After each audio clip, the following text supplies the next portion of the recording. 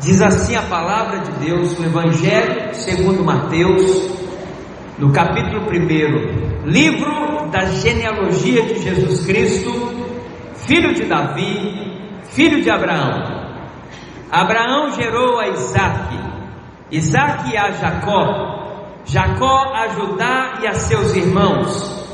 Judá gerou de Tamar a Pérez e a Zerá. Pérez gerou a Esrom, Esrom a Arão.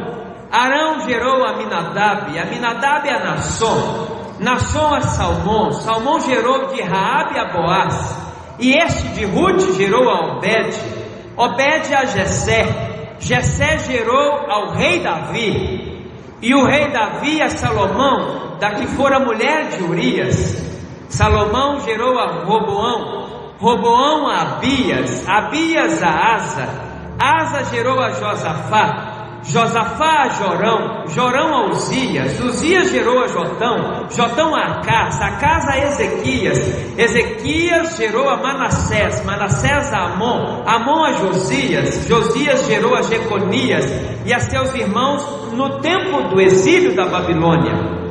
Depois do exílio na Babilônia, Jeconias gerou a Salatiel, Salatiel a Zorobabel, Zorobabel gerou a Abiúde, Abiúde a Eliaquim, Eliaquim a Azor, Azor gerou a Sadoc, Sadoc a Aquim, Aquim a Eliúde, Eliúde gerou a Eleazar, Eleazar a Matã, Matã a Jacó, e Jacó gerou a José, marido de Maria, da qual nasceu Jesus, que se chama o Cristo.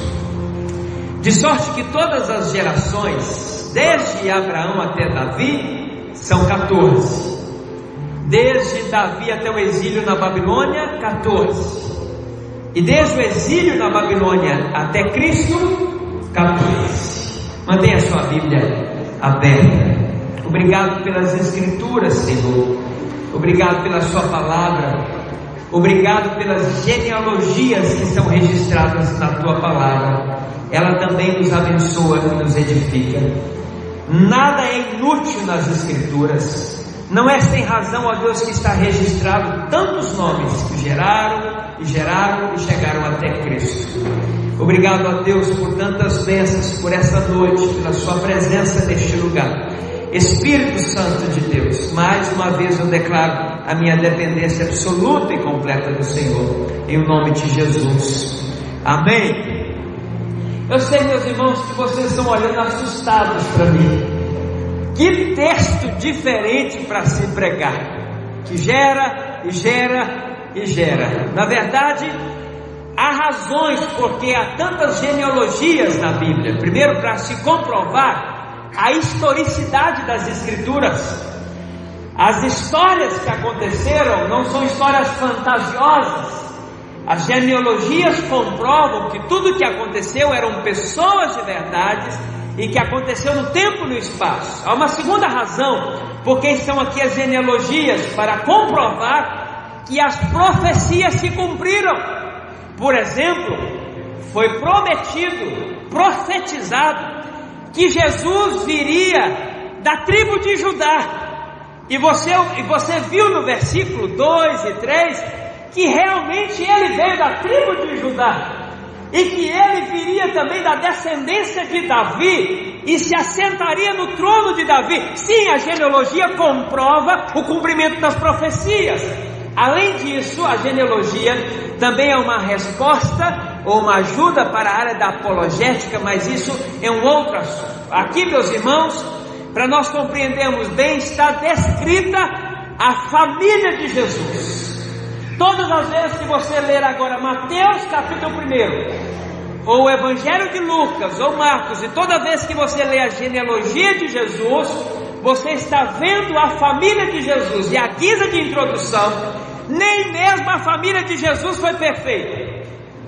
Há várias pessoas aqui que fracassaram, que falharam, e que ainda assim fizeram parte da família de Jesus. E eu quero destacar que na família de Jesus há alguns tipos de pessoas. Por exemplo, há na família de Jesus gente de fé extraordinária como Abraão, que estava disposto a sacrificar o seu filho e ele estava disposto a sacrificar o seu único filho, e a Bíblia diz a razão por quê? Porque ele acreditava que Deus era poderoso para ressuscitá-lo.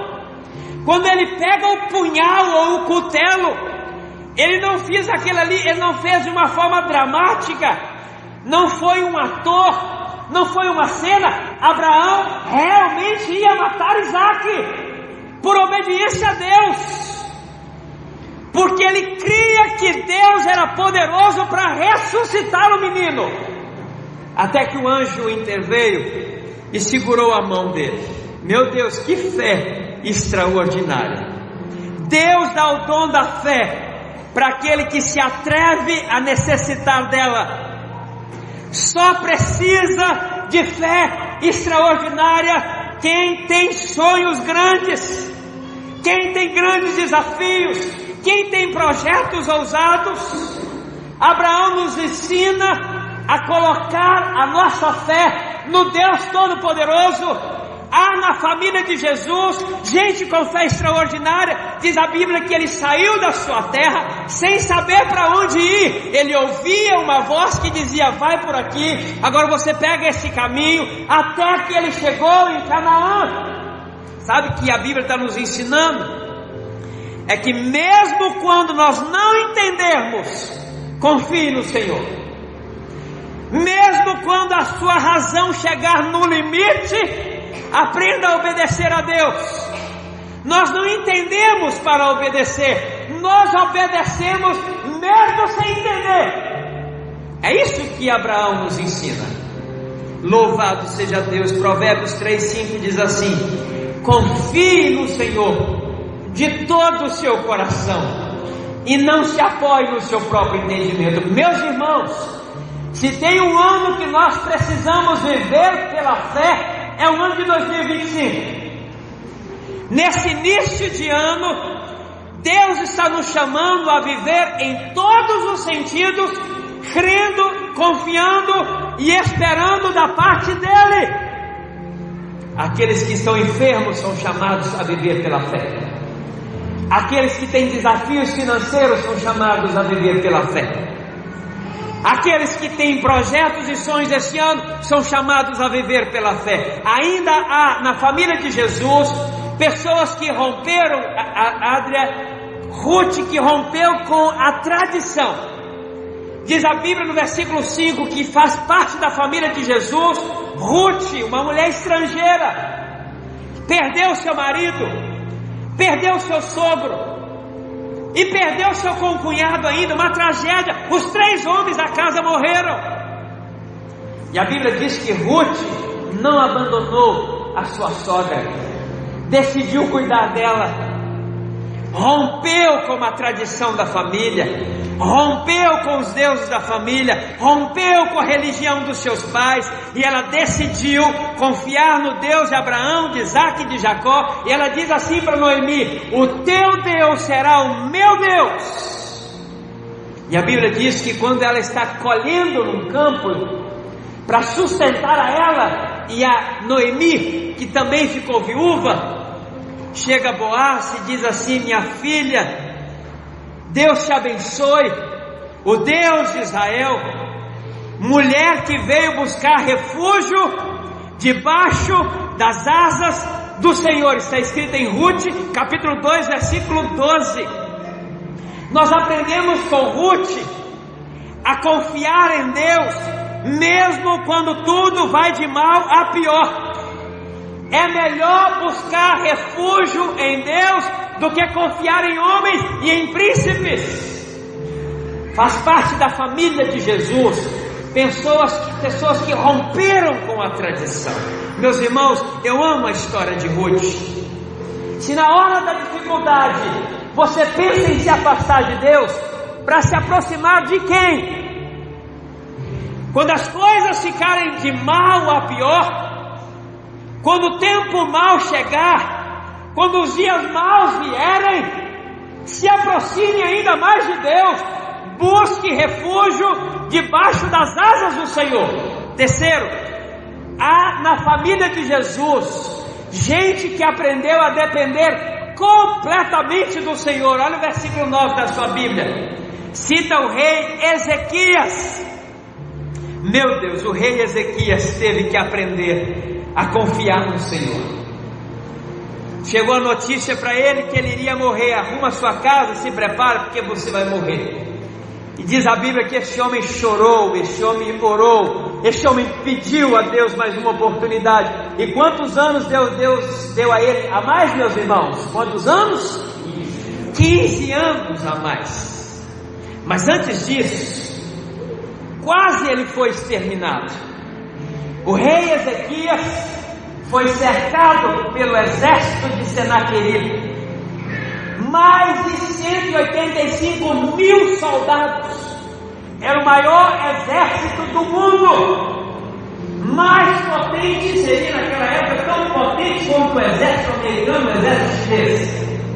E esse Senaqueribe, zombador, chegou diante de Ezequias e disse assim: eu vou acabar com tudo, amanhã você vai estar morto com toda a sua família. E eu quero ver quem é Deus que vai livrar das suas mãos, das minhas mãos. Meus irmãos, nós não experimentamos tempos de guerra ainda, e eu oro a Deus para que o Brasil nunca experimente tempos de guerra. Nós não fazemos ideia do que é tempo de guerra.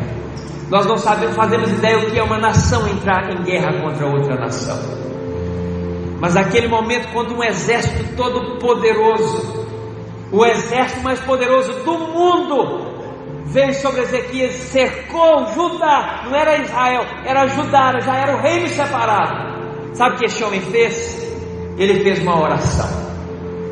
Ezequias lembrou que quando não há saídas na terra, há uma porta que dá acesso aos céus. Essa porta é a oração. E este homem orou assim, e essa é uma das orações mais lindas da Bíblia. Ele diz assim: ó Senhor Deus de Israel, que está entronizado acima dos querubins, Tu somente é Deus, acima de todos os reinos da terra. Tu fizeste os céus e a terra. Inclina, Senhor, o ouvido e ouve. Abre, Senhor, os olhos e vê. Ouve todas as palavras de Senaqueribe, as quais ele me enviou para afrontar o Deus vivo. Verdade é, Senhor, que os reis da Síria assolaram todas as nações e as suas terras, lançaram no fogo os deuses deles, porque deuses não eram senão obra de mãos de homens, madeira e pedra. Por isso que eles os destruíram. Agora, pois, ó Senhor nosso Deus, livra-nos das tuas mãos. Preste atenção no propósito, para que todos os reinos da terra saibam que só o Senhor é Deus. Sabe o que aconteceu?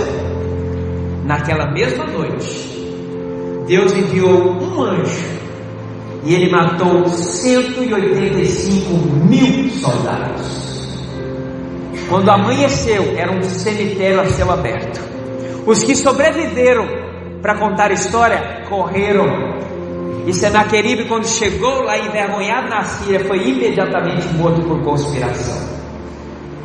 Ezequias aprendeu a depender completamente de Deus. Preste atenção no que eu vou lhe falar. Não há defesas para a oração que prevalece. Não há nada que resiste ao poder da oração. Por isso o pastor está chamando você, vem orar na terça-feira. Por isso as mulheres estão vindo 7 horas da manhã para orar. Por isso quarta-feira agora nós vamos começar um propósito de 7 dias de jejum e oração.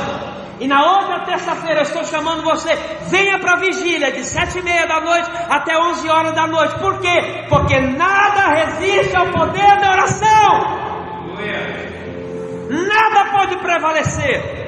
Uma oração quebrantada, uma oração sincera, uma oração confiante, uma oração perseverante, uma oração motivada pela glória de Deus. Coisas extraordinárias continuam acontecendo quando um crente dobra os joelhos e acessa aos céus. Amém? Mas, meus irmãos, há na família de Jesus também gente que fracassou. Na verdade, há mais pessoas na família de Jesus que fracassaram, que caíram, que foram marcadas profundamente pelas escolhas erradas, pelo pecado, mas que nem a infinita e maravilhosa graça de Deus encontraram em Jesus perdão, restauração, libertação e restauração. Por exemplo, Jacó, embusteiro, enganador, surrupiador, um homem que iria levar vantagem em tudo, espertalhão, causou uma divisão na sua família, mas um dia ele teve um encontro face a face com Deus, suas máscaras caíram, sua coxa foi tocada, sua natureza foi transformada, seu nome foi mudado, ele se tornou uma nova criatura, passou a se chamar Israel, príncipe de Deus. Há na família de Jesus pessoas que foram transformadas pelo poder do Evangelho. Quem sabe tem algum Jacó aqui nessa noite. Você tem um caráter deformado, mentira, engano, máscaras. Você mente para o seu pai, mente para a sua mãe, mente para os seus filhos, mente para a igreja, mente para o pastor. E você fica se perguntando: o que eu estou fazendo aqui nessa igreja? Eu não sou digno de colocar o pé neste lugar. Não, você está no lugar certo. Você veio no dia certo para ter um encontro com a pessoa certa, que é Jesus. Ele toca na sua vida, Ele arranca as suas máscaras, Ele dá um rosto novo, um sorriso novo, um novo nome. Ele pode fazer de você uma pessoa mais que vencedora sobre qualquer hábito pecaminoso, sobre qualquer vício. Deus pode transformar você num príncipe na casa de Deus. Você está no lugar certo. Jacó também era tão pecador. O que dizer então de Raabe? Que dizer de Raabe? Versículo 5, está na família de Jesus, a prostituta que foi o canal de Deus para a salvação da sua família, a mulher que viveu uma vida desonrosa, a vergonha da sua casa, jogou o nome da família no lixo, a malfalada da cidade de Jericó, a mulher da vida, a prostituta. Mas esta mulher entrou para a família de Jesus porque ela creu na promessa de Deus, que Deus iria dar aquela terra para Israel como Ele prometeu. Então ela guardou os espias, e ela fez um pacto com os espias: quando eu lançar um manto escarlate vermelho sobre a janela da minha casa, não destrua a minha casa. E os comentaristas são unânimes, ou quase unânimes, para dizer que aquele manto escarlate já simbolizava o sangue de Jesus, que pouparia a casa daquela mulher com toda a sua família. Olhe para mim neste momento. O que Raabe está nos ensinando é: não importa o que você tenha feito com a sua vida. Quem sabe alguém aqui nessa noite que é a ovelha negra da família. Você já envergonhou muito os seus pais, foi motivo de escândalo para a parentela, jogou o nome da família no lixo. Há poder no sangue de Jesus para lavar os seus pecados. Há poder no sangue de Jesus. Ele risca toda a sua dívida. Se você crer em Jesus, Ele leva a sua culpa. Você não precisa viver mais uma vida culpada pelos seus pecados do passado. Jesus já levou a culpa dos seus pecados. Imagine que você tem uma dívida no banco, uma dívida de $1 milhão. Não, dólares não, euros é mais caro. 1 milhão não, 1 bilhão de euros. Não, vai que você ganha na cena, na lotocena. Eu vou aumentar. Sua dívida é 1 trilhão de euros. E nessa dívida, ainda que você trabalhe duramente, você nunca vai conseguir quitar essa dívida. E se você não quitá-la em pouco tempo, você vai parar numa cela especial com os piores criminosos do mundo. Preste atenção, 1 trilhão de euros representa todos os pecados da sua vida. Trabalhar duramente, mas insuficiente, representa todas as boas obras que você fez na tentativa de diminuir a sua dívida, mas você jamais conseguirá, pelas suas boas obras, quitar a sua dívida com Deus. O pouco tempo que você tem para quitar a sua dívida representa o pouco tempo de vida que você tem aqui na terra. E sabe qual é a prisão onde você vai parar se a dívida não for paga? Com os piores criminosos, o inferno.